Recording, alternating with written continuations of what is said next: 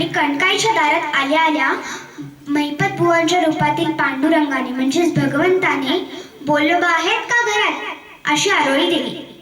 ती आरोळी ऐकून घर कामात व्यस्त असलेली कणकाई पदराला हात पुसत पुसत बाहेर आली. कोण आले हे पाहण्यासाठी.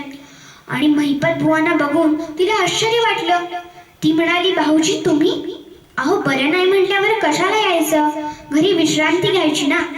त्यावर आजारी असल्याचं नाटक करत मैपत बुवांच्या रूपातील भगवंताने कणकाईने घातलेल्या घोंगडीवर बसले. तिने त्यांना गुळ पाणी दिले आणि त्यांना सर्दी झाली हे पाहून ती पटकन परसदारी गेली. तिथून तिने गुळवेल, अडुळसा, गवती चहा, आलं, तुळस इत्यादी साहित्य घेऊन आली आणि चुलीवर उकळत असलेल्या पाण्यात तिने टाकलं. गुळाचा खडा एक त्यात सोडला आणि गरम गरम काढा तिने पाटील भाऊजींना आणून दिला. तो काढा पीत पीत भगवंत म्हणाले, पडिले वळण इंद्रिया सकळ. अशी अवस्था झाली बघ. नित्याची सवय काही जात नाही म्हणून निघालो आपला. आणि काढा पीत असताना त्यांच्या डोळ्यातून अश्रू वाहू लागले. ते पाहून कणकाईने काळजीनं विचारलं, भाऊजी काढा तिखट झालाय का हो? त्यावर भगवंत म्हणाले, नाही ग, गोड झालाय. मग म्हणाले, डोळ्यात पाणी का?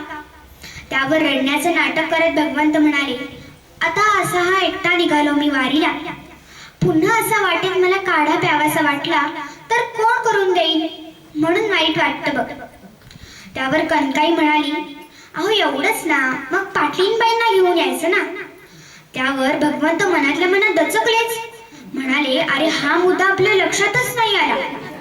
आणि प्रत्यक्षात कणकाईला म्हणाले, अगं त्याचं काय या बहिणी, आमची ना भांडणं झाली. आम्ही वेगवेगळे राहतो. ती थोरल्या मुलाकडे राहते आणि मी धाकट्या मुलाकडे राहतो, म्हणून आम्ही बोलत देखील नाही.